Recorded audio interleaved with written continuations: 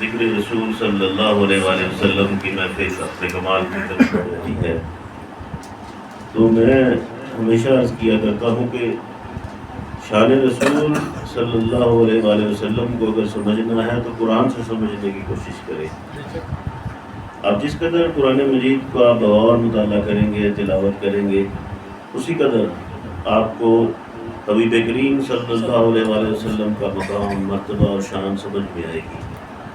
دیکھیے ایک سادہ سی بات ہے، ارشاد رب العزت ہے انا انزلناہ فی لیلۃ القدر، اے حبیب ہم ہیں اس قرآن کو قدر کی رات میں نازل کرنے والے، یعنی جس رات میں قرآن نازل ہو اللہ اس کی شان بیان کر رہا ہے۔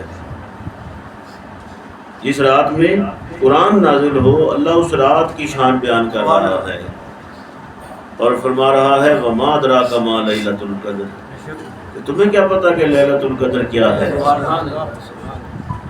یعنی جس رات میں قرآن آئے اس رات کے بارے میں اللہ کیا کہہ رہا ہے، تمہیں کیا پتہ؟ وما ادراک ما لیلۃ، تم ادراک نہیں کر سکتے، تمہاری سینس اور تمہاری عقل، انٹلیکچوئل کیپیسٹی تمہاری اتنی نہیں ہے کہ ابھی تم قرآن کے مقام کو سمجھ سکو۔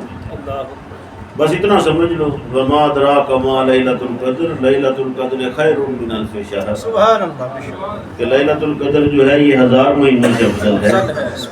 یہاں عاشقوں نے بڑی پیاری بات کی ہے کہ اللہ نے یہ تحدید اور لمیٹیشن کیوں لگائی کہ 1000 مہینے، 1000 مہینوں سے افضل ہے۔ اللہ یہ بھی تو فرما سکتا تھا نا یہ ساری راتوں سے افضل رات ہے، نزول قرآن کی رات سب راتوں سے افضل ہے، لیکن انہوں نے کہا کہ اللہ نے یہ اس لیے نہیں کہا کہ ایک رات کوئی ایسی بھی آنی تھی جو اس رات سے بھی افضل ہے۔ اللہ اکبر، اللہ لوگ شب قدر کو تلاش کرتے ہیں اور شب قدر اس رات کو تلاش کرتی ہے جب شب اسرا کے دولہا ہائے ہائے ہائے، سبحان اللہ، واہ واہ واہ واہ، جن کے سینہ مبارک پہ اس قرآن نے نازل ہونا تھا، جس حبیب مکرم نے جب تشریف لانا تھا، یہ شب قدر اس رات کا طواف کرتی ہے، اس رات کو تلاش کرتی ہے، اللہ اکبر، یعنی ہزاروں شب قدر اس رات پہ قربان، سبحان اللہ، جس سہانی گھڑی چمکا طیبہ کا چاند، اس دل افروز سعد پہ لاکھوں سلام۔ یعنی وہ رات جب قرآن نازل ہو وہ رات سمجھ میں نہیں آتی، فکر انسانی، بشر انسانی ابھی اتنی طاقت نہیں رکھتی کہ وہ رات اس کی سمجھ میں آ جائے، تو وہ ذات کس طرح سمجھ میں آ سکتی ہے جس پہ پورے کا پورا قرآن اللہ نے نازل کیا۔ سبحان اللہ، سوچئے تو صحیح۔ میں اکثر ایک مثال دیا کرتا ہوں، آج 1500 سال بعد ہمیں آپ کو محدود عقل رکھنے والے لوگوں کو اتنی سمجھ ہے کہ قرآن رکھنا ہے تو جگہ بڑی صاف ستھری ہونی چاہیے۔ یہ ابھی کوئی قرآن مجید لے کے آئے تو اگر رکھنا ہو تو پہلے ہم کیا کرتے ہیں؟ جگہ صاف کرتے ہیں، صاف کپڑا بچھاتے ہیں کہ کیا رکھنا ہے؟ قرآن۔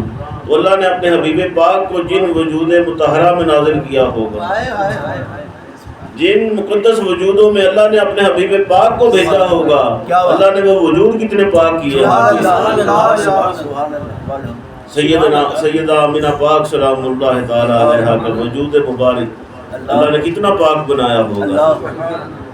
بھئی جب یہ آپ کا اور میرا لکھا ہوا، یعنی آپ کا میرا سے مراد یہ کہ یہاں پہ چھپتا ہے نا قرآن پاک، انسانوں کے ہاتھوں سے لکھا ہوا، کمپوزنگ کی ہوئی نا، قرآن پاک کمپوز کون کرتا ہے؟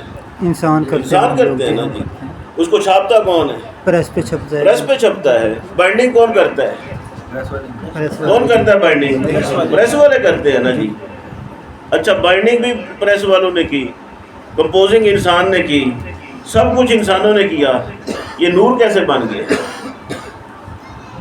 ہر بندہ کہتا ہے نا قرآن نور ہے، ہر بندہ کہتا ہے قرآن نور ہے، اس پہ شک نہیں ہے نا، قرآن نور ہے۔ قد جاءکم من اللہ نور و کتاب مبین۔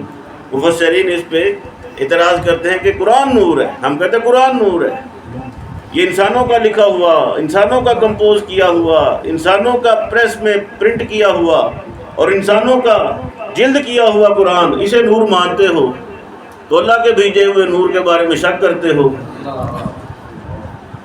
جو نور اللہ نے بھیجا ہے، جو اللہ نے بھیجا ہے، انا ارسلناک شاہدا و مبشرا و نذیرا، ہم ہیں آپ کو بھیجنے والے، سبحان اللہ، سبحان اللہ، جن کے بارے میں ڈائریکٹ اللہ کہہ رہا ہے اے حبیب ہم ہیں آپ کو بھیجنے والے۔ اور کس طرح بھیجا؟ پوری شان کے ساتھ، پورے کمال کے ساتھ. ارسلناک شاہدا ومبشرا ونذیرا وداعیا الی اللہ باذنہ سراجا ومنیرا.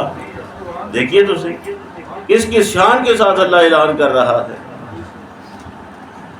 تو قرآن کو ہر بندہ نور مان گیا.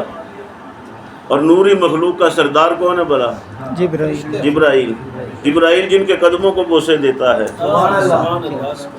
جبرائیل جن کے قدموں کو بوسے دیتا ہے. ان کے بارے میں امت ابھی شک میں مبتلا ہے.